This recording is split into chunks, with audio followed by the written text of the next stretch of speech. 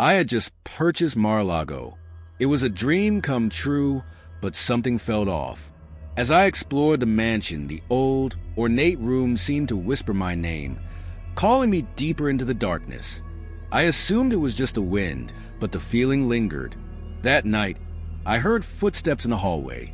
Slow, deliberate. I opened the door, but the hallway was empty. But the air felt heavier, as if someone was watching me. Days passed, and the strange occurrences continued. I couldn't shake the feeling that someone or something was there with me. At night, I'd hear faint voices, almost as if they were arguing in the distance. The voices were low, distorted, and carried a sense of authority. I thought I was imagining it, but my gut told me something darker was at play. I tried to ignore it, but I could never escape the nagging feeling. One afternoon, I stumbled upon an old portrait in a forgotten corner of the mansion. It was a painting of Donald Trump, smiling like he had won the world. The eyes in the portrait seemed to follow me. I tried to shake it off, but there was something unnerving about the way his gaze never left me. That night, I dreamed of him, his face twisted into something unrecognizable, and his voice echoing in my head, commanding me to leave. I decided to explore more of the mansion. There was a locked room, hidden behind a velvet curtain. I'd heard rumors of its existence, but no one ever spoke of it. I found the key hidden in a drawer. When I opened the door, I stepped into a cold, dark room filled with mirrors. And there, in one of the mirrors, I saw him, Trump. Not the man I knew, but something else. His face was distorted, his smile too wide. The reflection reached out to me. The house was becoming unbearable. At night, the walls seemed to hum, whispering words I couldn't understand. But I started to recognize a pattern. Each whisper sounded like Trump's voice, growing louder and more insistent. He was speaking to me, commanding me, but the words didn't make sense. I pressed my hands to the walls, desperate for answers. The whispers stopped, but a new sound filled the air, laughter, cold and echoing through the halls. The staff at Mar-a-Lago had been acting strange. They avoided eye contact, and some of them had started disappearing at night. I questioned one of them, but they only looked down in fear. They told me stories. Stories of strange occurrences, of things they couldn't explain. They spoke in hushed tones, warning me not to anger him. Trump, they said, was still there, watching over the mansion even in death. I didn't believe them. Not yet. I found another door, one that had been sealed shut for years. It was hidden behind a heavy curtain, and I noticed it only after weeks of exploration. The door wouldn't budge.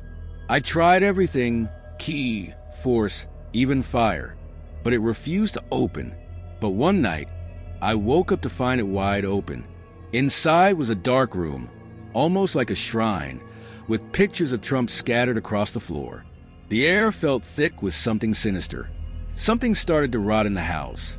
The smell was unbearable, seeping through the vents and filling every corner. It wasn't the typical decay of an old building. It was something worse.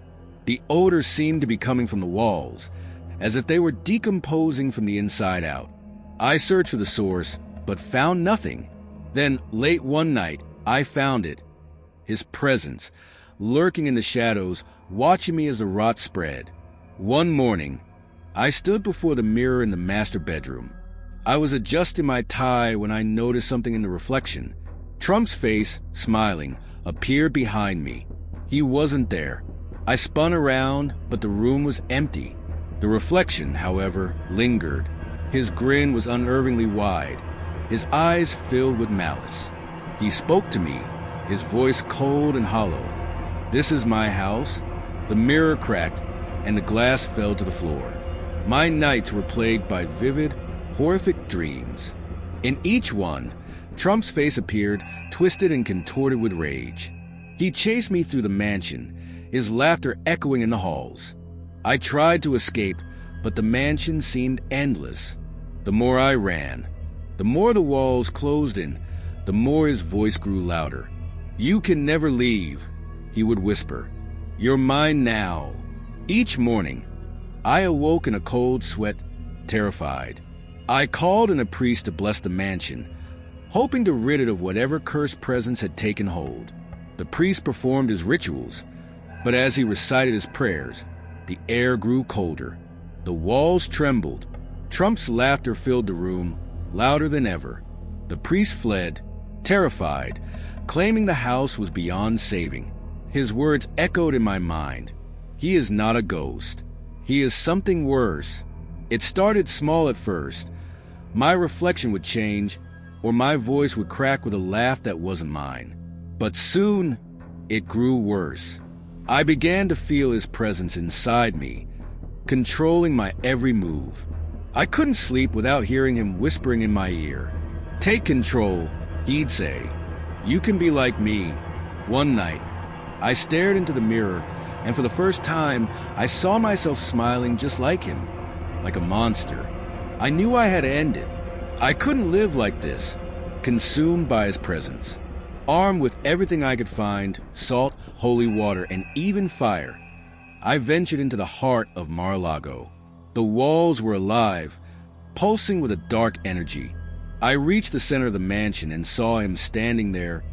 Trump, no longer just a reflection but a full-bodied figure, towering and terrifying. "You belong to me now," he growled. The figure of Trump moved closer, his eyes burning with an otherworldly fire. I couldn't breathe, the air thick with darkness. He was no longer a man but an entity, a force of evil that thrived on fear and control. As he reached out to claim me, I made the hardest decision of my life. With everything I had, I struck him with the fire. The flames engulfed him, but as they did, his laugh echoed through the house, louder than ever. I left Mar-a-Lago that night, but the nightmare didn't end. Trump's presence still lingers, following me wherever I go. In every reflection, I see his face, grinning that twisted smile. In my dreams, I hear his voice, reminding me that I can never escape. No matter where I go, no matter what I do, Mar-a-Lago's curse will follow me. Trump isn't gone. He's still here, in my mind, in my soul, in the very air I breathe. And he's waiting.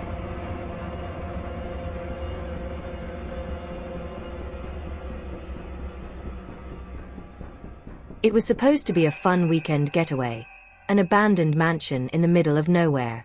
My friends and I were eager for an adventure, but as soon as we arrived, something felt wrong.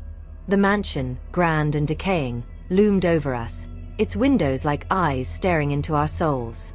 We laughed it off, but as the sun set, a chill ran through me. I had heard stories about this place, about the man who once lived here, Donald Trump, and the strange power he had over his property. That night, strange things began happening. The air grew heavy, and the house seemed alive, creaking and groaning under its own weight. We tried to sleep, but every time I closed my eyes, I saw flashes of Trump's face, smiling, staring, his eyes gleaming with something dark. In the middle of the night, we all woke up at the same time, hearing the sound of footsteps in the hall. But when we checked, the hallway was empty. The next morning, we explored the mansion. It was filled with ornate furniture and portraits of the former owner. But one painting caught my eye, a large portrait of Trump. His smile was unsettling, and his eyes seemed to follow me wherever I went. The longer I looked at it, the more I felt like he was watching me, not as a man, but as something else. It was like he was alive in that painting, a twisted version of reality. As the day went on, we heard whispers coming from the walls. It started softly, like a breeze brushing through the cracks, but soon it became louder, voices, arguing in the distance. We couldn't make out the words, but they sounded like Trump, deep and commanding. We tried to ignore it, but it was impossible. The whispers grew louder, more insistent. It was like the house was trying to communicate with us. We stumbled upon a hidden library in the back of the mansion, its shelves filled with old, dusty books. One book in particular stood out. It was a leather-bound journal with Trump's name engraved on it. I opened it and began to read, but the words didn't make sense. They were cryptic, describing rituals and symbols I didn't understand. As I read, I felt something stir in the room, a cold, oppressive presence that seemed to rise from the pages themselves. The next day, we ventured into the mansion's grand hall. There, we found an enormous mirror, framed in gold. As I stood in front of it, I saw something that made my blood run cold. Trump's reflection appeared beside me, smiling that same unsettling grin. But when I turned around, no one was there. My heart raced as I realized that the mirror wasn't just reflecting me, it was reflecting something else. Something that wasn't supposed to be there. That night, I saw them. Shadows moving in the corners of my eyes. Shapes that flickered and shifted as if they had a mind of their own. I thought it was just my imagination, but as the hours passed, the shadows grew more distinct. They started to take shape, figures of Trump, looming in the darkness. I could hear his voice, low and mocking, whispering my name. The shadows grew larger, closer, until they surrounded me. I wasn't alone anymore. The others had started to act strange, their eyes dull and vacant, like they were under some sort of trance. One of them, Mark, began talking in his sleep, repeating the same words. "He's here. He's always here." I asked him who he meant, but he wouldn't respond. It was like he was possessed. Something in the mansion had taken hold of him. And as I looked around, I realized that it wasn't just Mark. There was something in the air, something dark and powerful. We discovered a hidden room in the mansion, tucked away behind a false wall. It was a small, cramped space, filled with strange symbols painted on the walls. At the center of the room was a pedestal, and on it lay an old, weathered book. When I touched the book, a cold breeze swept through the room, and the floor beneath me seemed to shake. The words on the pages were in a language I didn't recognize, but as I read, I felt a presence watching me. It was Trump, or at least something that once was him. Mark wasn't Mark anymore. His eyes were wide and glassy, his mouth twisted into a grin that resembled Trump's. He began to speak, but it wasn't his voice, it was Trump's.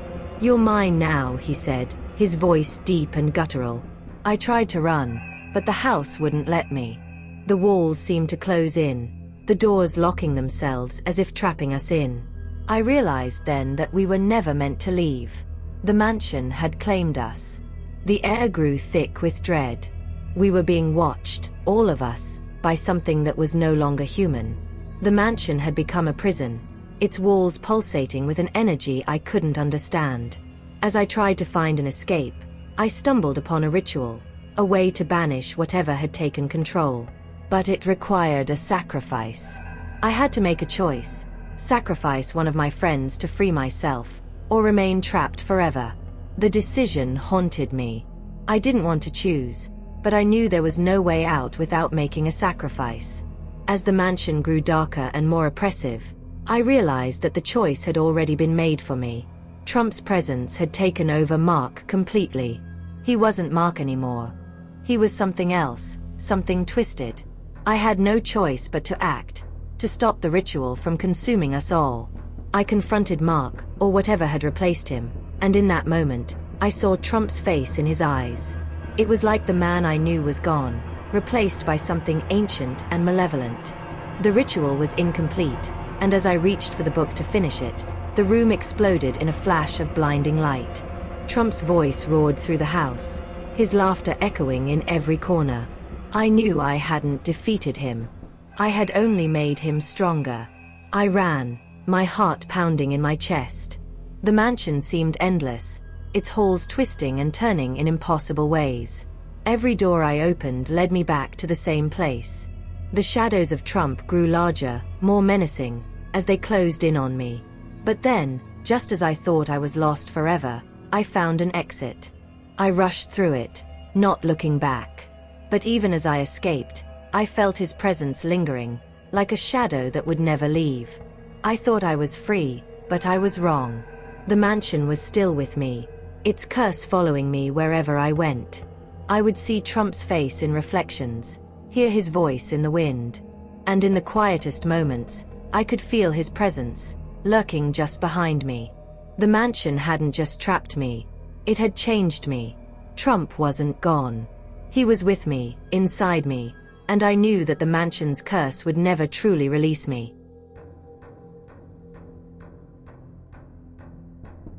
It started with a missing persons report in my small town. People were disappearing, one by one, without a trace. It was unnerving, and rumors began to spread. Whispers about a man who had come to the town long ago. A man named Donald Trump. They said he had made a pact with something dark, something evil. I didn't believe it at first, until I started seeing the signs. The shadows seemed to grow darker, deeper, and I could hear a voice, always in the back of my mind. "You're next." The dreams began the night after I heard the first disappearance. At first, they were faint, just glimpses of a tall figure standing in a doorway. But then, they became clearer. Trump's face would appear in my dreams, not as the man I knew, but as something darker. His eyes would burn with an unnatural light, and his smile was twisted, like he was mocking me. He would say nothing, just watch me. And then, I would wake up, drenched in sweat. It wasn't just the dreams. I began to see them, shadows, moving in the corners of my vision. They'd flicker and vanish, but I knew they were real. I started to feel them following me. At night, when I walked down the street, they would move with me, always just out of sight, but never far away. The people in town said they had seen them too, shadows that didn't belong, shadows that weren't cast by anything. And they all said the same thing: Trump was coming for us. I couldn't sleep. Every time I tried, the voice would wake me. It was soft at first, a whisper just beyond hearing, but then it became louder, more urgent. "Join me," it said. "You cannot escape." I thought I was losing my mind. I would look around my house, but no one was there. I called a friend, someone I trusted, but when he arrived, he was silent. He had the same vacant stare in his eyes. And I saw it then, the shadow was inside him, too. I didn't know what was happening, but I felt like I was losing control. I went to the bathroom one morning, and as I looked into the mirror, I saw him. Trump. But he wasn't just a reflection. He was standing behind me, grinning, his eyes filled with malice.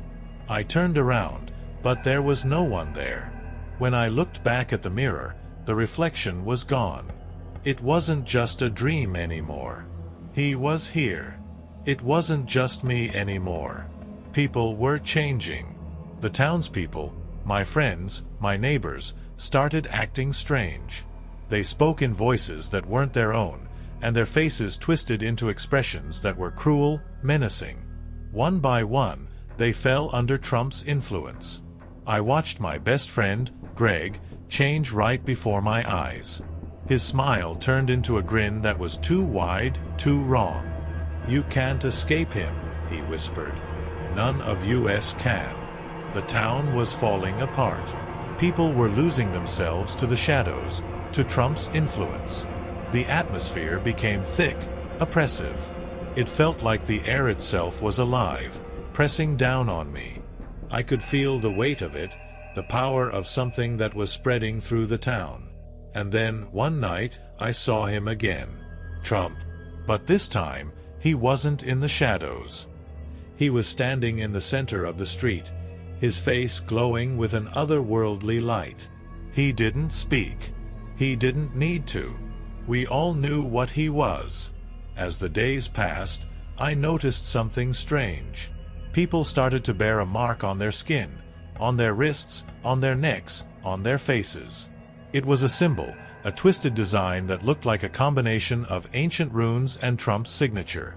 No one knew how it got there, but once the mark appeared, it was like the person was claimed. The shadow of Trump was within them, and they became part of his army. I was terrified, but I had no idea how to stop it. Desperation led me to search for answers. I found an old weathered book in the town's library, one that had been hidden away for years. It was filled with rituals, spells, and dark symbols. As I flipped through the pages, I found what I was looking for, a ritual to banish the demon that had taken over my town. It involved blood, sacrifice, and a confrontation with the entity itself. I knew it wouldn't be easy. I knew it might not work. But I had to try. I gathered what I needed and went to the center of town, where Trump's presence was strongest. The shadows were thick, almost suffocating. I felt the eyes of the townspeople on me, their empty gazes following my every move. And then I saw him. Trump. Not a man, not a ghost, but a force of pure darkness, standing in the middle of the street. "You can't stop this," he said, his voice like a growl. "You're mine now." The shadows surged around him, and I knew it was now or never. I recited the ritual, my voice trembling, but as I spoke the words, the shadows fought back. They twisted, they writhed, they tried to drag me into them. I could feel Trump's power pushing against me, testing my will. But I kept going, pouring every ounce of my strength into the chant. The shadows screamed, the ground shook beneath my feet, and for a moment I thought I had failed. But then the shadows recoiled, and Trump's form began to flicker. For a brief moment, I thought I had won. The shadows retreated, and Trump's figure dissolved into the air like smoke. The people of the town started to wake up, their minds clearing from the grip of the demon. But the relief was short-lived. As the sun rose, I realized that Trump hadn't truly left. His presence was still there, lingering, watching. I could feel him, just beyond the edges of my consciousness. He wasn't gone. He had just retreated. It didn't take long for Trump to return. The shadows grew stronger again, creeping through the town like a sickness. People started vanishing once more, and those who remained were once again claimed by the darkness. I had thought I could banish him, but I was wrong. Trump was eternal, a demon that thrived on fear. Every time I thought I had defeated him, he came back stronger, more terrifying. I realized that there was no escape. No matter what I did, no matter how hard I fought, Trump would never truly leave. He was like a part of the town now, like the very ground we walked on. The shadows would always be with me, following me, waiting for me to slip. The people who had once been my friends were now hollow shells, empty and controlled. I had become just another victim in Trump's endless game. And then, one final whisper reached my ears. It was Trump's voice, low and mocking, like a whisper in the wind. "You can never escape me," it said. "You're mine forever." I turned to look, but there was nothing there. Only shadows. And as I walked away, I realized that I had already lost. Trump, the shadow demon, had claimed this town, and he would never let go. And he would never let me go.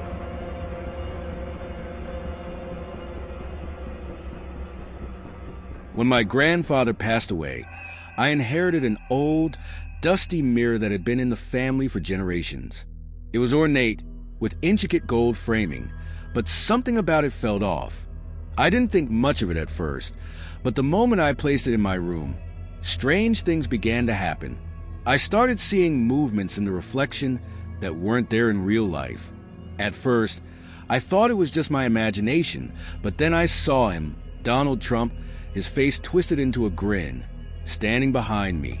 The first time I saw Trump in the mirror, I was brushing my teeth. I glanced up, and there he was, standing just behind me. His eyes gleamed with something dark, almost predatory.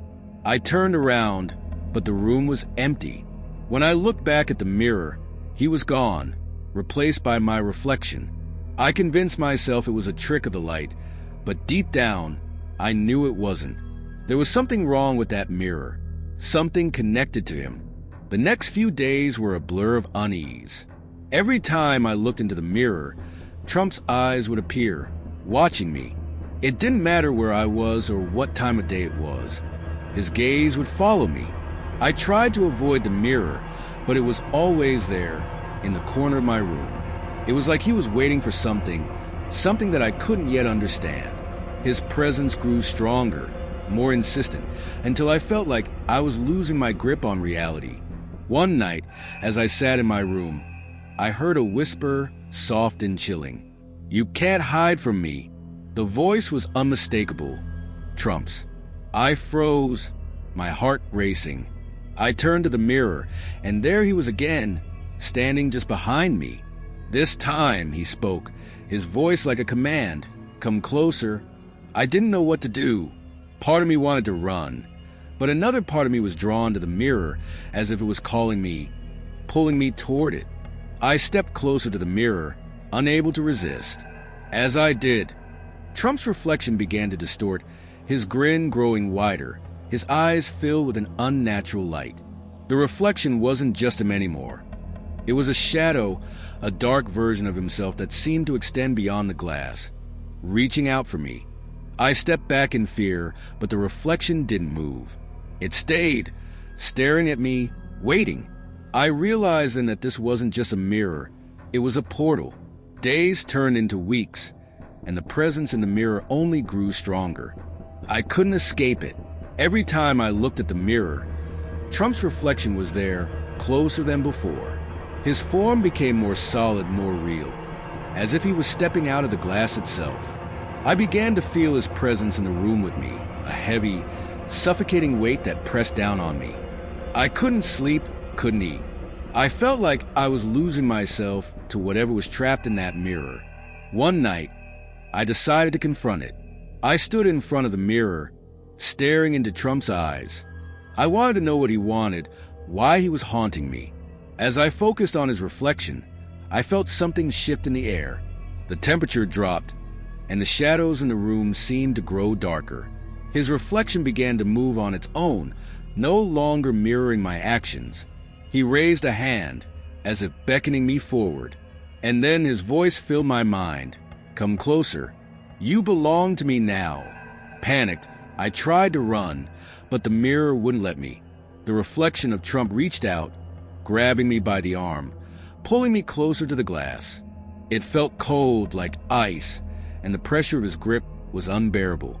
I struggled, but I couldn't break free. It was like the mirror had a hold on me, trapping me in its depths. I could hear Trump laughing, his voice growing louder, echoing in my head. You cannot escape, he taunted. As I fought to escape, something terrible happened. My reflection began to change. I wasn't just looking into the mirror anymore. I was becoming the reflection. Trump's face began to replace mine, and his grin stretched across my face, filling me with a sense of horror. It was like I was being pulled into the mirror, losing myself to whatever dark power was lurking inside. I felt my body grow cold, my thoughts fading as Trump's essence took over. In that moment of despair, I remembered the old stories my grandfather used to tell me. He had warned me about mirrors, about their ability to trap souls and spirits. The only way to escape was to break the mirror, to destroy the source of the curse. With every ounce of strength I had left, I managed to pull away, shattering the mirror with a single blow. The glass shattered into 1,000 pieces, and for a moment, everything went silent. I thought I had won.